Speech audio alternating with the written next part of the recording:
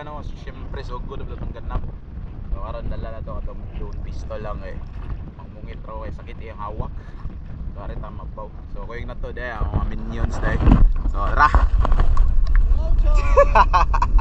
Elchoy leader. View na to karon sa spot. Okay. Yo, mura mag Power Rangers da sir oh. So wala itong dalarot. So hopefully blessed na karoon o maayo itong pagmang sa panagat. So let's go! Alright, what's up mga Kawal TV? Another day, another spearfishing day. Kaya tara, samahan niyo ako sa panibagong aksyon at pakbakan at antingan ng pangulam ng bayan. Trip natin ngayon, kanon pa rin, spearfishing. Kasama nga pala natin yung kapatid natin si Elchoy, si Dasser, at syempre hindi mawawala palagi ang ating dive buddy na si John Spen. So dito, afternoon, quick dive lang kami at matagal din ako hindi nakapamana kasi medyo may party tayo. Kasama nga pala natin yung kaibigan natin si Jong Jan. Shoutout sa'yo bra. So dito medyo masakit yung bewang natin, kakasayaw dun sa ating party. Syempre bago tayo bumalik sa pamamana, nagpahinga muna ako mga isang araw at yun, pag okay na, kaya yun, bumalik tayo sa pamamana. Pero gaya ng sabi ko, medyo masakit yung bewang natin, kakasayaw. Sobrang saya talaga pag meron party. Kaya let's go! At yun, may nakita tayo isang balo, kaya tirahin na natin, pangdagdag pang ulam na rin.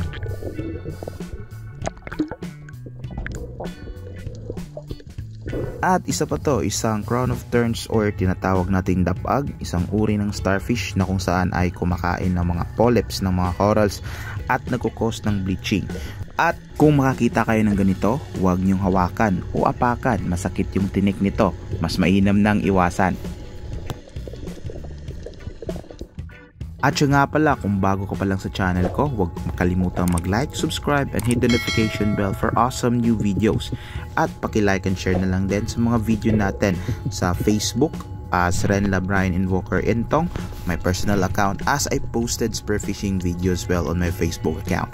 Kaya let's go! At dito, sobrang dami na nating nahuling mga needlefish. Napasobra na ata tayo sa kuha. Pero goods pa rin kasi madami-dami din tayo sa bahay. At siya nga pala, sa pamamana, hindi mo na kailangan pumunta pa ng malalim na part. Meron kasing mga isda na nasa mababaw lang. Halos yung mga malalaking isda is nasa mababaw lang dumadaan. Like for example, yung side namin dito, like ganito. Pag nandito tayo sa may cantil na part, na mag-drop ka lang kahit around 5 meters deep lang or 4 meters deep, tapos antay ka lang. Yung mata mo dapat nakatuon palagi sa ibabaw na part or sa harap, tapos left and right, yun yung side view natin kasi dyan lagi dumadaan yung mga pelagic or mga malalaking isda. At yun nga pala, sa dive natin to, nag deep dive tayo ng saglit at nakita tayo or may nakita tayo isang good size na isang bangalaw, kaya syempre tinira na agad natin. At isang beses lang ako nagpunta sa malalim na part na to kasi nga yung trip natin is pang balo lang or pang needlefish hunting lang tayo or di kaya mungit. Pero mas nagandahan ako sa mga balo kasi sobrang steady nila ngayon at yung tubig hindi ganong maalon, so nakakapag-aim tayo ng mabuti kagaya na lang nito. So sulit na sulit, tinatamaan talaga pag titirahin natin yung mga balo pag hindi ganong maalon.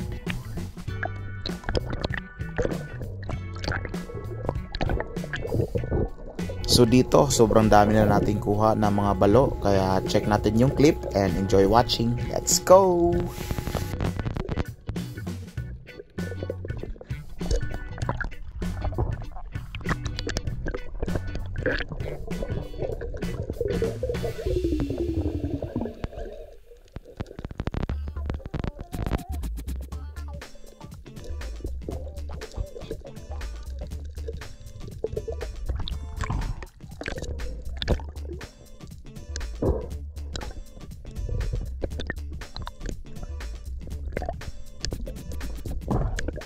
Ito nga pala, may nakita tayong isang shark mackerel or isang ansuhan. So sobrang laki nito, mga around 2 kilos.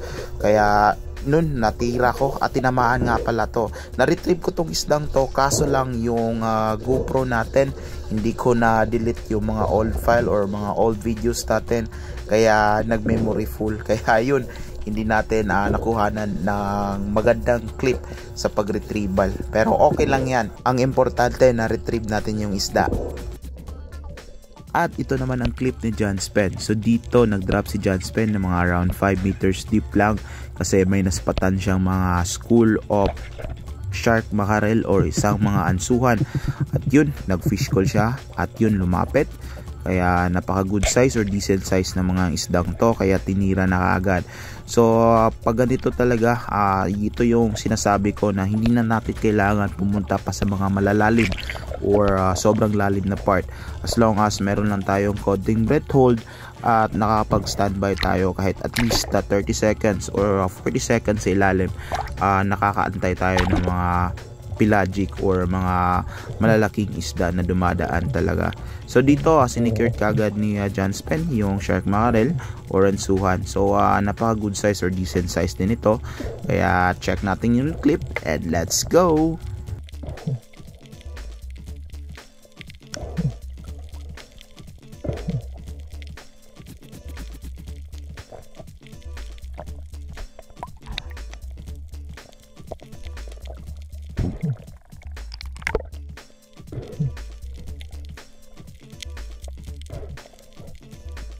At yun, pagkatapos ma-retrieve yung isda, mercy killing, tapos bleeding, para napaka goods yung quality ng meat ng isda natin.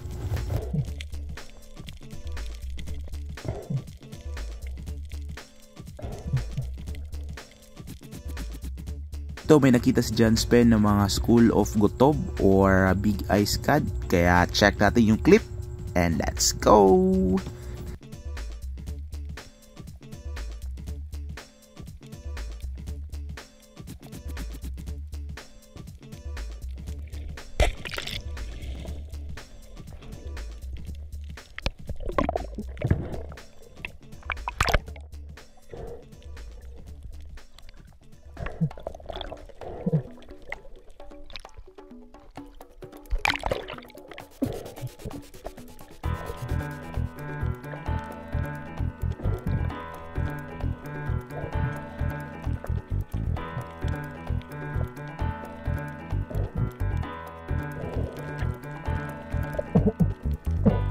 At dito may naspatan na naman si John Spen ng mga school of shark mackerel, kaya ganito yung technique niya. Check natin yung clip kung ano ang ginawa niya at kung paano niya hahantingin itong mga ganitong isda.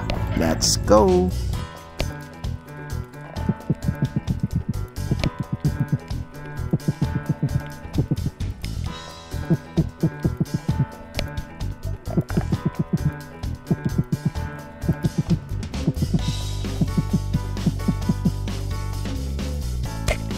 At yun, tinamaan. Napakagaling talaga ni John Spen. Sobrang accurate ng fish calling niya.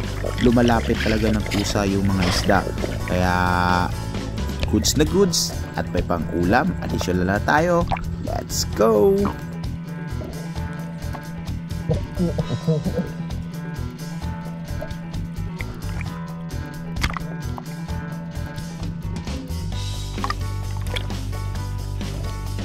And just the same, pagkatapos pa-retrieve yung isda, do some mercy killing and then bleeding, para napaka-goods yung quality ng meat ng isda natin.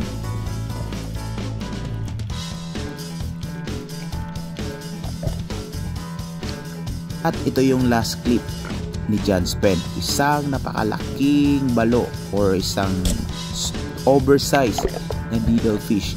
Kaya ayun, tinira niya kaagad at napakaganda ng tama kasi stone shot. Kahit na stone shot, si John Spen safety first pa rin. Tignan nyo kung paano mag-retrieve si John Spen ng mga matatalas or mga malalaking isda or kagaya nitong balo. Kaya check natin yung clip kung ano yung diskarte, kung paano niya i-retrieve. Let's go!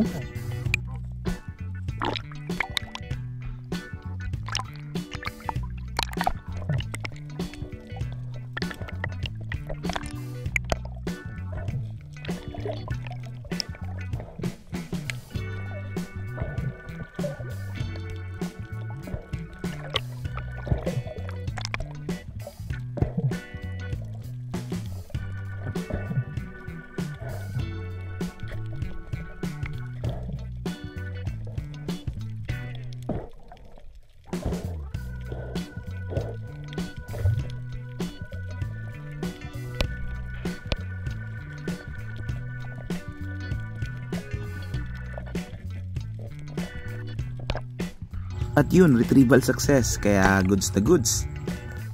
At siya nga pala, bago magtapos yung video natin, gusto ko muna mag-shoutout at magpasalamat. Shoutout kay Miljan at sa Spero Maasin City from Southern Leyte, kay Nuan Pulangco Iskanyan, kay Brain Amigable, kay Justin Cruz Andrino, kay Earl James, shoutout sa iyo master, at kay Richard Atazar Atibagos. Salamat sa solid na suporta mga idol at master. Sana nag-enjoy kayo sa mga video clips natin sa about spear fishing.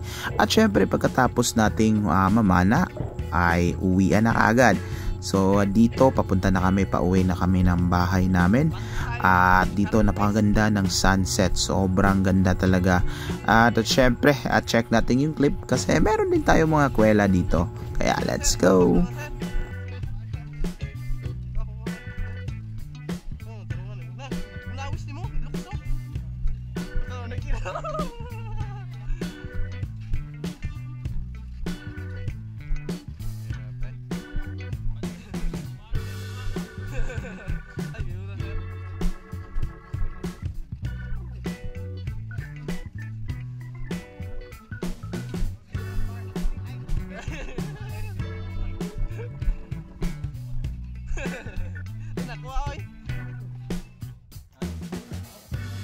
Kay model dasiron. Kay kan dasir na tanang kuha. Yawag dasir do. Nanamog dasir. Level.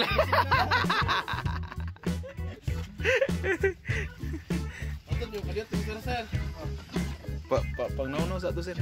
Gamay. Umot na. Ayun ga. At ito yung sumatotal natin na huli. At syempre hindi magpapahuli yung catch and cook natin. So dito nagsinigang kami. At syempre yung iba pinirito. At meron din kaming paksiw. So goods na goods yung talagang pang ulam natin. So konting tiyaga at sipag lang talaga, libre na. Kaya yun lang. At dito magtatapos yung video natin. At salamat sa panonood. Peace.